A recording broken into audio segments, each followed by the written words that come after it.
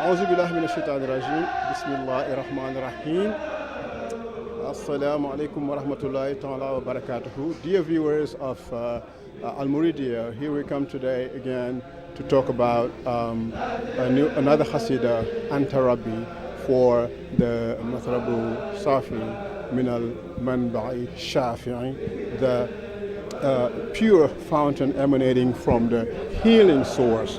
Anta Rabbi is a 27-verse poem written by Sheikh Ahmadu Bamba in the Tafif mirror, like Innani Ustu, like 𝒂𝒂𝒃𝒖'𝒄. The poem has no title of its own. The NCB represents the title, but it is a 27 verse with 9 verse, each ending with one rhyme, and it is from Allahu Muhammad. The Qasida features a special rhyme scheme. The first rhyme is the D, like the Dal. For instance, in the first verse, it says Anta Rabbi wa kuntali bi widadi laka shukri bi jannati bi midadi. That was the first rhyme with the D, and then the second rhyme is the Li, and for the Li, the first verse that start with the Li is Inna zal jodi wal ula wal jamali malikil mulki zal uda wal kamali. So that's the one that ends with the Li. And then the first verse that start the verse that end with the B is Azhabal ضر مالك عن جنابي وجناب العيال زال العنابي. So these are the three main verse ending of this 27 verse Qasida. So in the preamble,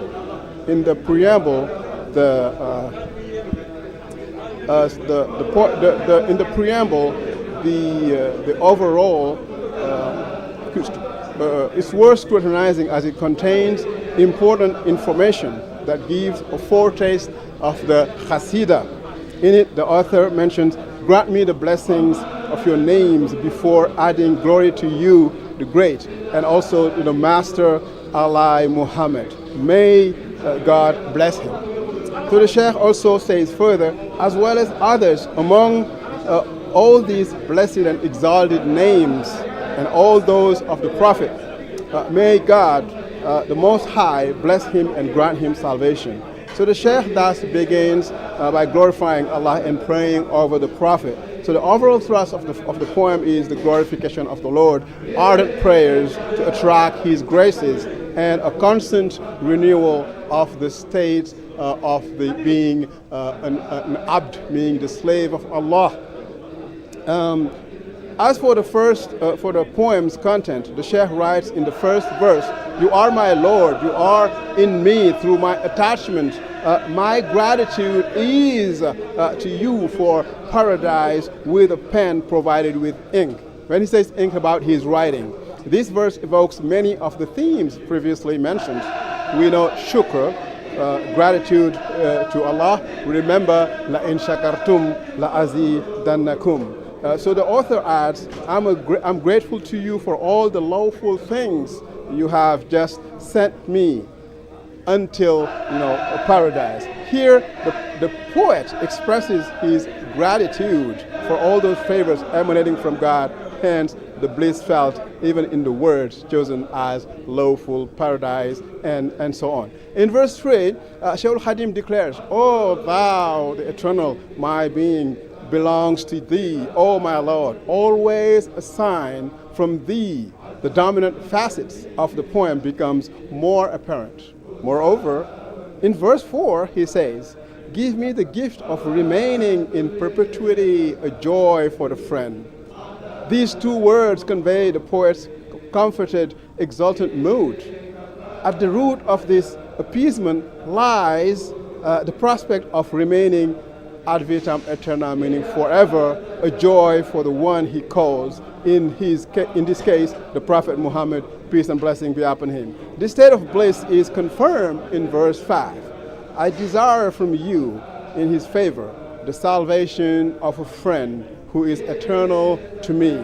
Note this semantic field provided paradise, joy, salvation of a friend, etc., and which contains in verse 6, which continues in verse 6 and following, give me always the advantage of being satisfied and secure. Keep mine away from epidemics and locusts, meaning anything that is a natural disaster that may come to my people. In addition, service through the pen is summoned in verse 7, when the Sheikh writes, give me from thee always whatever thou wilt, out of consideration for my writings, especially raise me in greatness, raise me in status. This theme returns in verse 9, as does the author's palpable bliss. Grant me the benefit of being pleased with mine, rejoice the best of man through my pen. The real reason for rejoicing is plain to see. So what delights the Sheikh is what delights the Prophet.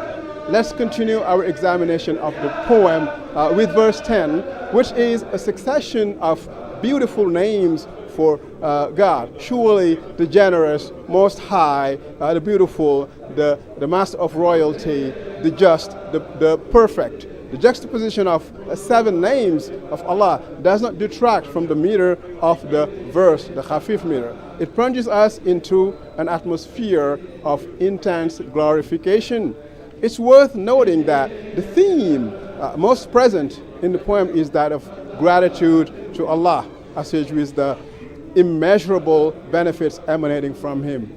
The author writes in verse 11, Allah is worthy of gratitude. He himself is grateful out of consideration for the Prophet before hammering home. I long to thank thee, or I long to thank him. My praise is always for the Lord who sends me favors in connection with a trustworthy messenger.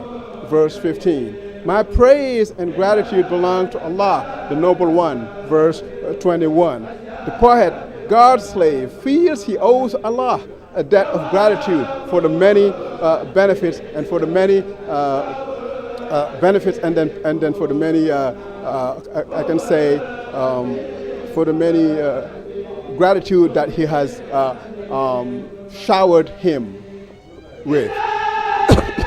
The poem exudes gratitude from beginning to end. Another facet of the Hasidah shows that God can attract or can bring down all blessings, since he is the owner of duff and job. He can bring, or he can repel. He's also a radical shield when it comes to repelling danger. Thus the Shaykh declares in verse 19, my Lord has driven evil away from my people, from me. He has preserved my whole being from evil during my exile. May God demolish the edifice of evil, drive me away from it, and remove what concerned me out of consideration for the best of humankind. What's remarkable here are the prayers, which in view of the starting premise are all answered, as the Shaykh mentions in Mashrabu. The poet continues, I have received from my Lord, out of consideration for the best of human beings, the best assistance against enemies, verse 24. In this passage, we see an affable, merciful God who showers his slaves with blessings, but who is radical and merciless when it comes to protecting them from anything harmful. Secondary themes are also present in the poem. For example, in verse 18, the author addresses a friendly greeting to Allah from my own people and myself. Grant me the benefit of being satisfied with my own. Let's not forget that his own are all those who put their trust in him. The final theme is that of the exile. In verse 20, the author mentions, he preserved my whole being from evil during my exile. This exile was the high price he paid to be able to possess all the glorious titles obtained from his Lord, which today earn us the appellation his own, that we belong to him, we pledge allegiance to him. So through gratitude and glorification of Allah, he has written this poem, Anta Rabbi. So this was the English part, so we're moving now to the next one, which is the Arabic part that would be done pretty soon for the next one. Thank you.